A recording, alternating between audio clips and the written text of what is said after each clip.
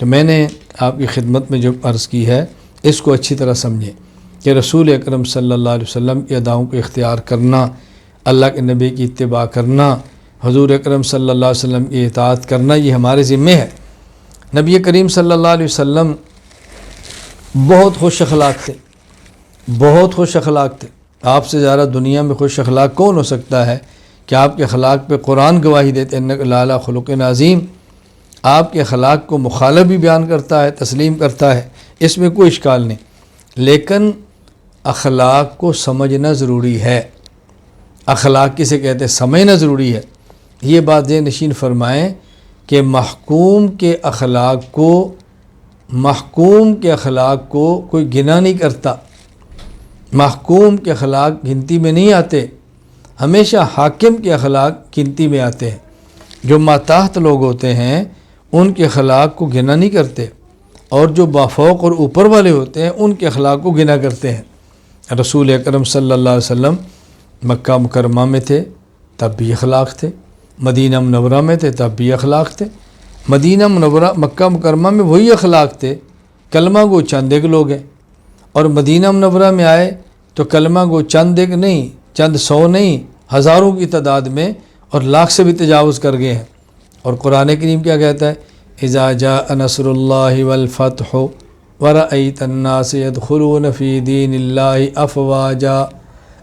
پیغمبر جب اللہ کی مدد آئی اور فتوحات شروع ہوئیں، خصوصاً فتح مکہ، اب ایک ایک بندہ نہیں، فوج در فوج، گروہ در گروہ، آپ دیکھو کلمہ پڑھیں گے اور اسلام میں داخل ہو جائیں گے۔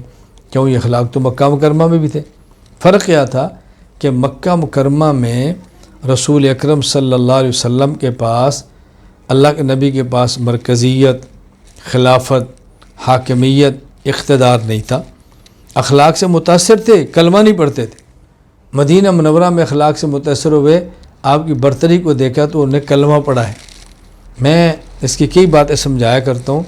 لوگ کہتے ہیں جی حضرت عمر بن خطاب رضی اللہ تعالیٰ عنہ آپ کے پاس ایران کا شہزادہ آیا، جو واقعہ بیان کیا جاتا ہے، شہزادہ آیا، حضرت عمر کی خدمت میں پیش کیا، اس کو قتل کرنا تھا، تو اس نے کہا جی مجھے اپنے امیر المومنین کے پاس لے کر چلو، میں نے ایک بات کہنی ہے۔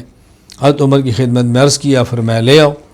پھر جب ان کے پاس آیا بات کرنے کے لیے تو اس نے کہا جی میں پانی پینا چاہتا ہوں۔ آپ نے فرمایا اس کو پانی دے دو۔ جب پانی پیالے میں دیا، اس نے کہا جی مجھے ڈر ہے کہ میں پیالے میں پانی پینے لگوں تو میری گردن نہ اڑا دو۔ حضرت عمر نے فرمایا نہیں، جب تک تو پانی نہیں پیے گا تجھے ماریں گے نہیں۔ تو اس نے جب یہ بات سنی تو اس نے پانی گرا دیا۔ کہا تو نے کیا کیا؟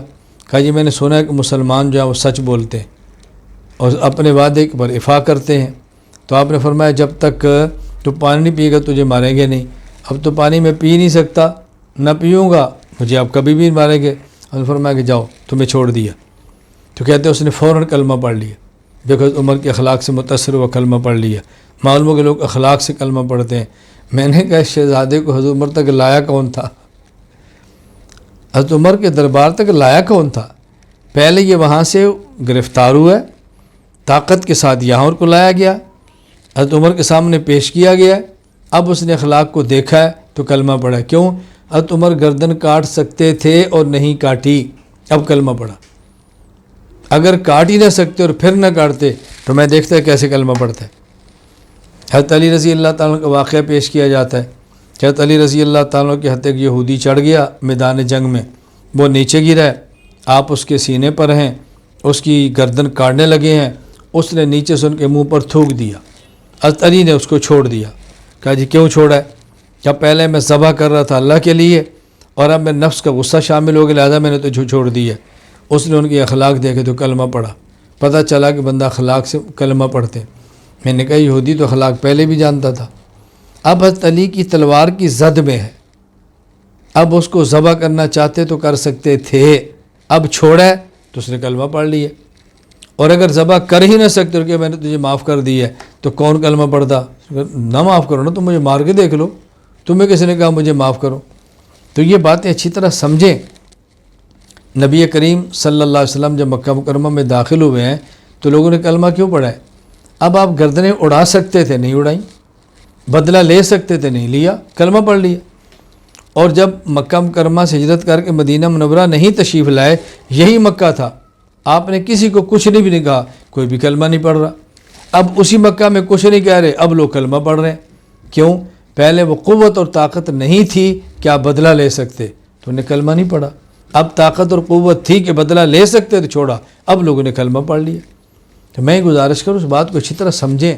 آپ کے پاس کوئی آپ کے مہمان آتے ہیں، آپ کسی فیکٹری میں آفس میں کام کرتے ہیں اور آپ ان کو لیتے ہیں اور اپنی جو فیکٹری کا مالک ہے اس کے پاس لے کر جاتے ہیں کہ ہمارے استاذ آئے ہیں، معزز مہمان آئے ہیں، وہ ملنا چاہتے ہیں۔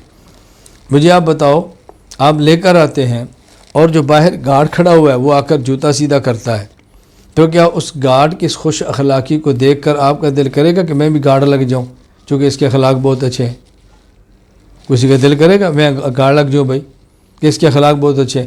اور اگر وہ گارڈ مسلمان ہو تو اس کو دیکھ کر کوئی ہندو کلمہ پڑھ لے گا، بھائی ان کے اخلاق بہت اچھے ہم کلمہ پڑھ لیں، کوئی متاثر نہیں ہوگا۔ وہ سمجھیں کہ نوکر ہے، ٹی سی کر رہے ہیں، اس کا کام کیا سوائے جوتے سیدھے کرنے کے۔ لیکن اگر آپ لے کر جائیں اپنے کسی بڑے کو اور جو مل کا مالک ہے، فیکٹری کا مالک، وہ آئے دروازہ خود کھولے اور آپ کے بڑے کے جوتے سیدھے کرے تو پوری فیکٹری میں دھوم بچ جائے گی، یار کیا سیٹ ہے، یار کیا خوش اخلاق ہے، کیسے اس نے بچوں کے جوتے حضرت کے جوتے سیدھے کیے۔ اب اس کو دیکھ کر اگر مسلمان ہے تو کئی لوگ کلمہ پڑھیں گے کہ یار مسلمان ایسے بھی ہوتے ہیں۔ تو میں صرف گزارش کر رہا ہوں، اخلاق کا عمدہ ہونا بہت ضروری ہے، لیکن یہ جو ہم کہتے ہیں نا کہ اخلاق سے اس دین پھیلتا ہے، یہ تب ہے جب آپ حاکمیت پر ہوں۔ محکوم کے اخلاق کو دیکھ کر لوگ کلمے نہیں پڑھا کرتے، حاکم اور برسر اقتدار اور بڑے لوگوں کو دیکھ کر کلمہ پڑھا کرتے ہیں۔ باقی اخلاق تو ہر حال میں اچھے ہونا ضروری، ماتحت ہیں تب بھی، مافوق ہیں تب بھی، آپ غلام ہیں تب بھی، آپ مالک ہیں تب بھی، آپ نوکر ہیں تب بھی، آپ مالک ہیں فیکٹری کے تب بھی، وہ تو ہونے چاہیے۔ لیکن جو درست بات ہے میں وہ عرض کر رہا ہوں، ان باتوں کو ہمیں اچھی طرح سمجھنا چاہیے۔ اللہ تعالیٰ ہمیں یہ بات سمجھنے کی توفیق عطا فرمائے۔